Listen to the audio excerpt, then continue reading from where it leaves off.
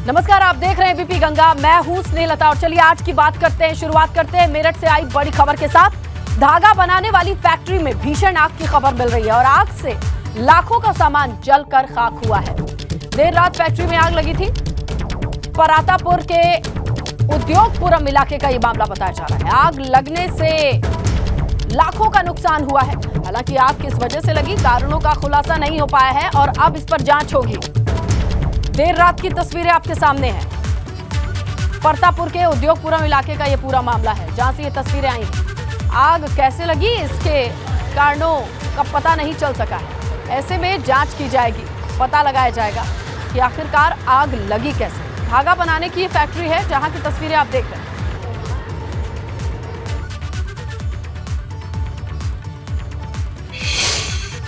और देखिए, अखिलेश यादव और ओम प्रकाश राजभर के बीच तल्खियां और बढ़ गई हैं। ऐसा कहा जा रहा है कि आज ओपी राजभर प्रेस कॉन्फ्रेंस करके इस दौरान कोई बड़ा ऐलान कर सकते हैं। ऐसा माना जा रहा है कि अखिलेश को लेकर के कोई बड़ी बात भी ओम प्रकाश राजभर पीसी के दौरान बोल सकते हैं। आपको बताया कि कल ओपी राजभर सीएम आवास पर एनडीए की राष्ट्रपति उम्मीदवार द्रौपदी मुर्मू के सम्मान में आयोजित डिनर में पहुंचे थे। इस पार्टी में सपा के विधायक शिवपाल यादव भी पहुंचे थे। ऐसे में लगातार बयानबाजी का दौर लगता है समाप्त हो जाएगा अगर आज प्रेस कॉन्फ्रेंस करके ओम प्रकाश राजभर कुछ बड़ा कह देते हैं गठबंधन के बारे में, अखिलेश के बारे में, क्योंकि ये नसीहत लगातार देते रहे हैं। अखिलेश यादव ने भी कई बार रिएक्ट किया है कि वो कुछ नहीं कहना चाहते।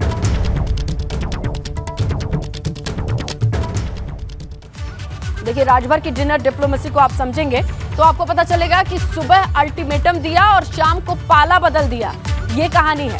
सीएम योगी के दावत में पहुंच गए राजभर, ये तस्वीरें निकल के आई। सीएम योगी की दावत में पहुंचे और द्रौपदी मुर्मू के लिए ये दावत जो दी गई थी, भाजपा के खेमे में नजर आए हैं ओम प्रकाश राजभर, ये बड़ी बात है। अखिलेश यादव को झटका देते नजर आ रहे हैं। राजभर ने दिया था 3 दिन का अल्टीमेटम। तो ये तमाम चीजें हैं जो कि अब दिखाई दे रही हैं, बता रहे थे जिस तरीके से राजभर। और अब येलो अलर्ट क्या है राजभर का, तो देखिए, अखिलेश को 3 दिन का अल्टीमेटम दिया था। तय समय से पहले गठबंधन तोड़ने के संकेत दिए थे। अखिलेश पर अनदेखी का आरोप लगाया और अखिलेश से नाराज थे राजभर। गुरुवार को अखिलेश ने बैठक बुलाई थी। बैठक यशवंत सिन्हा के समर्थन में थी। इस बैठक में राजभर को न्योता नहीं मिला। इसके साथ अखिलेश के साथ सिर्फ नजर आए कौन, जयंत चौधरी।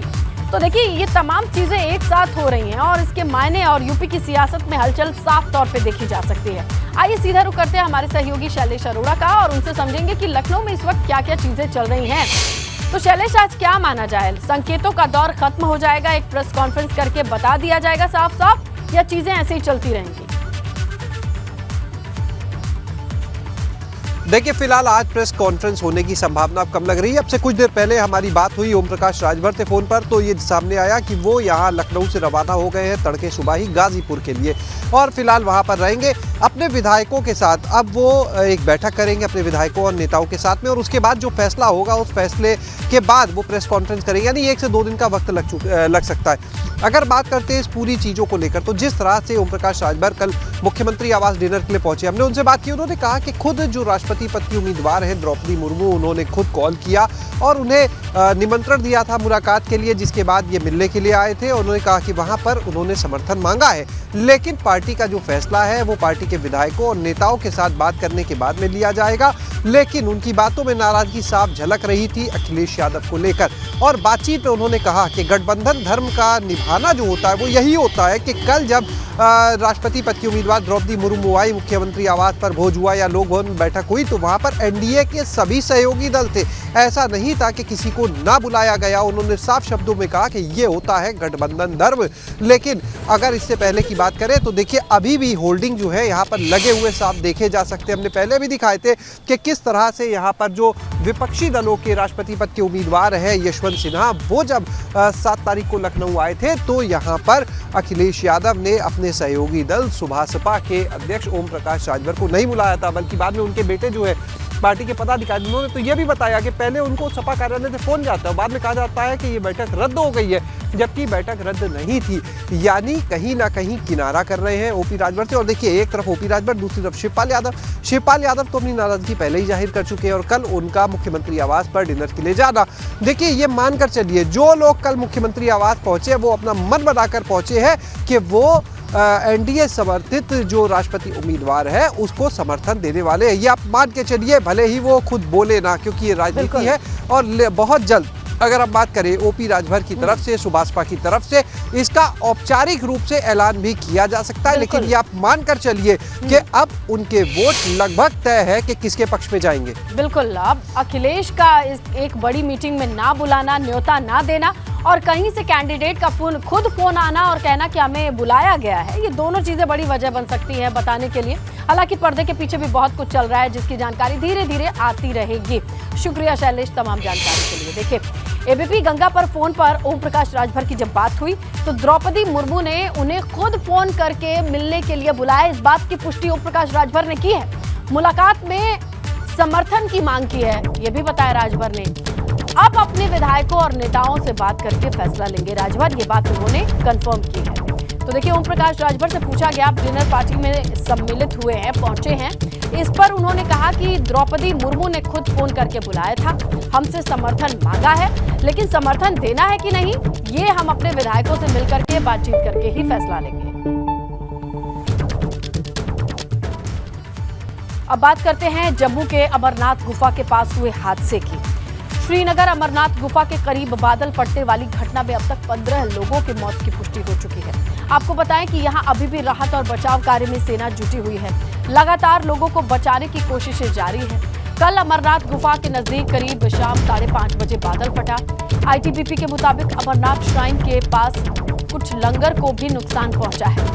तो देखिए, प्राकृतिक आपदा में 15 लोगों के जान जाने की पुष्टि तो हो गई है, लेकिन अभी भी रेस्क्यू का काम चल रहा है, राहत बचाव का काम चल रहा है। ऐसे में लगातार नजर बनाए हुए हैं शासन प्रशासन की ओर से। नुकसान पहुंचा है श्राइन बोर्ड के पास जो लंगर लगा है उसे भी। तो बादल फटने की वजह से जो जलजला आया, इसमें 15 लोगों की जान जा चुकी है। रेस्क्यू का काम कैसे चल रहा है, क्या जानकारी है, ये हम समझेंगे हमारे सहयोगी अविनाश तिवारी से। अविनाश, अब क्या अपडेट आ रही है?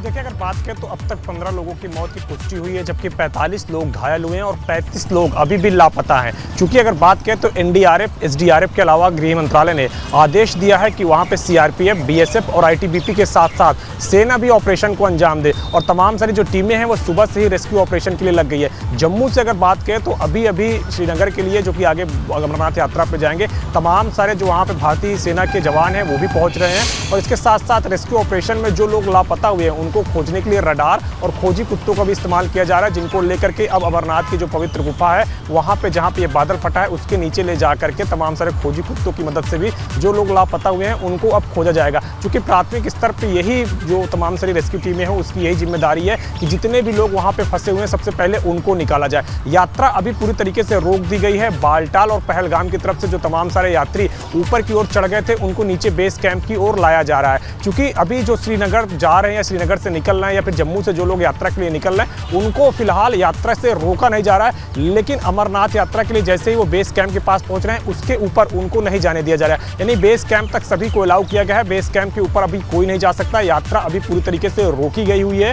और यात्रा जब तक रोकी जाएगी जब तक कि पूरी तरीके से रेस्क्यू का जो काम है वो पूरा नहीं हो जाता है। क्योंकि जिस तरीके से बादल फटा है वहाँ पे मार्ग भी अवरुद्ध हुआ है, तो मार्ग फिर से बनाना पड़ेगा। और इसके साथ साथ जो लोग फंसे हुए हैं, जो लोग लापता हैं और जिनकी मौत हो चुकी है, उन तमाम सारे लोगों को रेस्क्यू करके नीचे बेस कैंप पे लाया जाएगा और फिर जितने भी लोग हैं उनको उनके परिजनों को सौंपा जाएगा। तो ये राहत और बचाव का जो काम है वो तमाम सारी टीमें कर रही है। इसके अलावा भारतीय वायुसेना भी अलर्ट पर है। अगर जरूरत पड़ेगी तो भारतीय वायुसेना की भी मदद ली जाएगी और भारतीय वायुसेना के भी विमान से, खासतौर से हेलीकॉप्टर से तमाम सारे जो लोग फंसे हुए हैं उनको निकालने का काम किया जाएगा। तो 5 से 6 टीमें संयुक्त रूप से वहाँ पे काम कर रही हैं। सीआरपीएफ को भी वहाँ पे लगाया गया कि जिससे कि जो तमाम सारे लोग बीच में फंसे हुए हैं उनको नीचे उतार के बेस कैंप की ओर लाया जाए। और इसके अलावा गृह मंत्रालय भी पूरे सिचुएशन पे नज़र बना के रखा हुआ है। गृह मंत्रालय ने अपनी ओर से अगर बात करें तो तमाम सारे अधिकारियों से बातचीत की है और खुद LG मनोज सिन्हा से भी बात की है। NDRF ने भी अपनी ओर से हेल्पलाइन नंबर जारी कर दिया है और जो लोग अभी फंसे हुए हैं उनको निकालने का काम प्राथमिक स्तर पर किया जा रहा है। अभी तक जो प्राथमिक स्तर पर जानकारी मिली है वो यही है कि 15 लोगों की मौत हो चुकी है, 45 लोग घायल हैं और 35 लोग लापता हैं। हालांकि अभी ये आंकड़ा बढ़ सकता है, इसीलिए राहत और बचाव कार्य जल्द से जल्द पूरा करने की कोशिश है तमाम आती है। कितने लोगों को बचाया गया है और उनके घर वालों को कैसे सूचित किया जा रहा है, ये तमाम व्यवस्थाएं हैं जिस पर नजर आप भी बनाए रखिएगा। हम अपडेट अपने दर्शकों तक पहुंचाएंगे। शुक्रिया अपना जानकारी के लिए। आगे बढ़ेंगे, बात करेंगे मुजफ्फरनगर में उस वक्त हड़कंप मच गया जब भारी आबादी के बीच स्थित एक आइस फैक्ट्री में अमोनिया गैस का रिसाव हो गया। जहरीली गैस के रिसाव के चलते क्षेत्र में अफरा तफरी मच गई। आसपास के लोगों को सांस लेने में परेशानी होने लगी। बाद में सूचना पर आनन फानन में मौके पर पहुंचे दमकल कर्मियों ने स्प्रे करके गैस को ठंडा किया। तब जाकर के लोगों को सांस लेने के लिए आसानी हुई। लेकिन ये आइस फैक्ट्री से अमोनिया का रिसाव आसपास के लोगों के लिए परेशानी का सबब बन गया, क्योंकि अमोनिया गैस का रिसाव हो गया। फायर ब्रिगेड तत्काल मौके पर आकर उसको स्प्रे करके ठंडा किया गया और अपने उपकरणों के माध्यम से इनकी सहायता लेकर जो वाल्व लीक था उसको नट को कस दिया गया है। लेकिन अभी थोड़ा बहुत बाहर चूंकि वातावरण में आ गया था अमोनिया, अब धीरे धीरे डाइल्यूट हो रहा है। ये सर जो मशीन चल रही थी सर, उसका पाइप लीकेज हो गया। उसके पाइप लीकेज होने से सर एकदम जैसे रिसाव हुआ गैस का, तो उसी टाइम हमने जो मैन वाल थी सारी वो सब बंद कर दी थी। बाकी जो बॉडी के अंदर जो प्रेशर था नहीं सर मशीन के अंदर, तो वो तो सर लिगड़ना ही लिगड़ना है। वो जैसे ही वो लिगड़ा तो खुशबू फैल गई सारे के अंदर। चीज़ की दुर्गंध थी जो यहाँ हो रही है। ये सर अमोनिया की थी सर। झांसी में एक शादी समारोह में जमकर हंगामा हुआ। एक शख्स पर छेड़खानी का आरोप लगा, जिसके बाद लोगों ने उसकी पिटाई कर दी। घटना के समय पुलिस भी मौजूद थी। घटना के बाद पुलिस ने कुछ लोगों को हिरासत में लिया।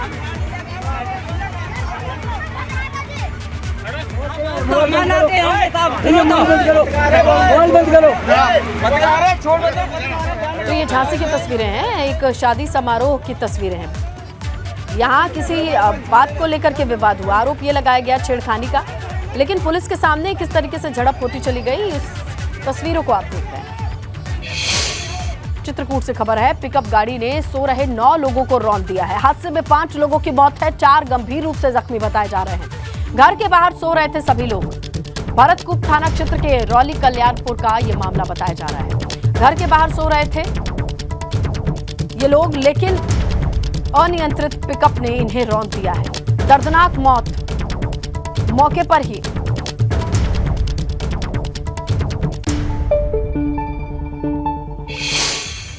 ब्रेक के बाद स्वागत। देखिए, कानपुर से खबर है, 3 जून को नई सड़क पर हुई हिंसा का मामला, जिससे जुड़ी अपडेट आ रही है। जफर हयात समेत कुल 7 आरोपियों की जमानत खारिज हो चुकी है। हिंसा मामले में 37 आरोपियों की जमानत की अर्जी दाखिल की गई थी। इस पर अपडेट यह है कि 21 अर्जी पर सुनवाई के बाद 7 आरोपियों की जमानत खारिज की जा चुकी है। हर एक आरोपी पर 3-3 FIR दर्ज है। जमानत के लिए अर्जी दी तो गई थी, लेकिन वो खारिज हुई है। चलिए इसकी डिटेल्स हमारे सहयोगी रतीश के पास है, उनसे ही जानकारी लेते हैं। रतीश, क्या पता चल रहा है? FIR 3-3 FIR दर्ज थी इस पूरे मामले पर। देखिए, 3 जून को जो नई सड़क पर हिंसा हुई थी उस मामले में अब जमानतों का दौर शुरू हुआ है। शंकर लाल रमानी, जो प्रिंटिंग प्रेस का मालिक था, जिसे पुलिस ने पकड़ा था, उसको इस मामले में सबसे पहले जमानत मिली थी। इसी को आधार बनाते हुए इन सब की जमानत के लिए वकील ने अर्जी लगाई थी कोर्ट में, लेकिन सहायक शासकीय अधिवक्ता दिनेश अग्रवाल ने इसको काउंटर किया और इसका बचाव किया। कोर्ट के सामने दलील रखी गई और कोर्ट ने सभी लोग 7 की आरोपियों की जमानत अर्जी को खारिज कर दिया है। हालांकि 33 जमानतों की एप्लीकेशन दी गई है और 21 पर सुनवाई जो हुई उसमें 7 आरोपियों की जमानत खारिज कर दी गई है। गंभीर आरोप पाए गए हैं, पुलिस की तरफ से मजबूत केस बनाया गया है, इसलिए जमानत का कोई आधार कोर्ट ने नहीं पाया और जमानत अर्जी को खारिज कर दिया। जी बिल्कुल रतीश, शुक्रिया, आप नजर बनाए हुए इस पूरे मामले पर। जैसे ही अपडेट आएगी हम दर्शकों तक पहुंचाएंगे। फिलहाल FIR खारिज भी हुई है, कुछ लोगों को जमानत खारिज भी हुई है अर्जी देने के बाद, और कुछ लोगों को जमानत मिली भी है इस पूरे मामले पर। तो एक और पूरे देश को डिजिटल इंडिया बनाने का काम चल रहा है, वहीं पीलीभीत के ड्रमंड राजकीय इंटर कॉलेज की कंप्यूटर लैब पिछले 5 साल से खुली तक नहीं है और इस वजह से सैकड़ों कंप्यूटर खराब होने की हालत तक पहुंच गए हैं। अधिकारी रोजाना अनदेखी कर रहे हैं।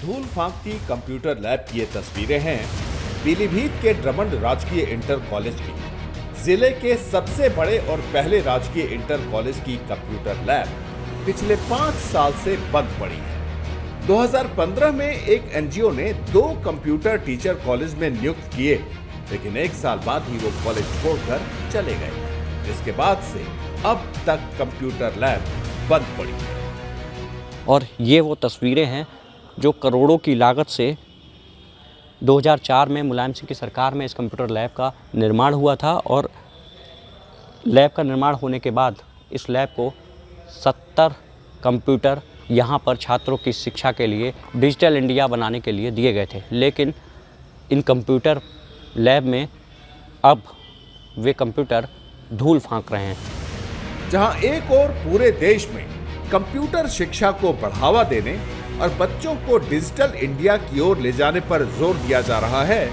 वहीं ड्रमंड राजकीय इंटर कॉलेज की कंप्यूटर लैब वो उद्देश्य पूरा नहीं कर पा रही। हैरानी की बात यह है कि 2004 में बनी कंप्यूटर लैब की कभी साफ सफाई भी नहीं करवाई गई। आपको बताते चले, इसी ड्रमंड राजकीय इंटर कॉलेज में इन दिनों पीलीभीत के जिलाधिकारी पुलकित खरे मुख्यमंत्री की अभ्युदय योजना में तैयारी कर रहे सिविल सेवा के परीक्षार्थियों के लिए यहाँ पर वे इसी क्लास में शिक्षा देने के लिए हर शनिवार को आते हैं। तमाम जिम्मेदार अधिकारी इसी कॉलेज में अभ्युदय योजना के अंतर्गत संचालित होने वाली निःशुल्क कक्षाओं में अभ्यर्थियों को पढ़ाने के लिए आते हैं, लेकिन किसी का इस डिजिटल इंडिया की ओर इस कंप्यूटर लैब पर ध्यान तक नहीं है।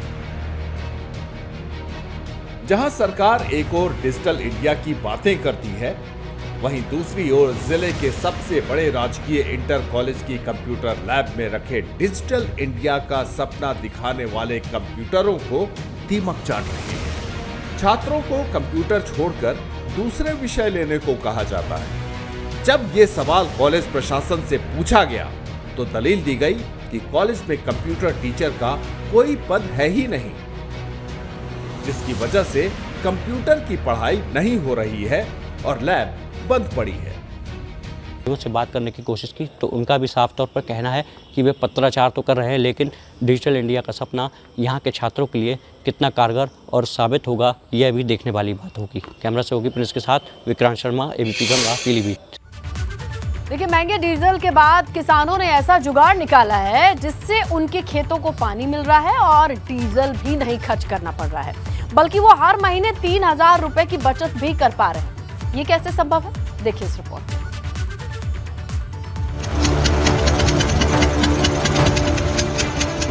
आवश्यकता ही आविष्कार की जननी है, कहने को तो ये एक कहावत है, लेकिन अलीगढ़ के किसानों ने इसे हकीकत में बदल दिया। महंगे डीजल की वजह से वो अपने खेतों में पानी नहीं पटा पा रहे थे। ऐसे में उन्होंने घरेलू गैस से पंपिंग सेट चलाने शुरू कर दिए। एक सिलेंडर से पंपिंग सेट 5 दिन यानी 60 घंटे तक चल सकता है। डीजल पेट्रोल की महंगाई इतनी है तो एलपीजी गैस तो चलानी पड़ेगी और ये गैस सिलेंडर भी महंगा हो गया है बहुत ज़्यादा, और कुछ न कुछ किसानों को तो सहारा देखना ही पड़ेगा। खास बात यह है कि सिलेंडर से इंजन चलाने के लिए किसी महंगे उपकरण की जरूरत नहीं पड़ती, बल्कि इंजन के एयर क्लीनर के जरिए एलपीजी गैस सप्लाई की जाती है। हालांकि इंजन को स्टार्ट डीजल से ही किया जाता है और 12 घंटे में सिर्फ 2 लीटर डीजल की खपत होती है। दरअसल धान की फसल का मौसम है, लेकिन ग्रामीण इलाकों में बिजली की जमकर कटौती की जा रही है। सिंचाई करने के लिए नहरों में पानी नहीं आ रहा और बरसात भी नहीं हो रही। इसकी वजह से किसान जुगाड़ तकनीक अपनाने को मजबूर हो गए हैं। Bureau report, ABP Ganga.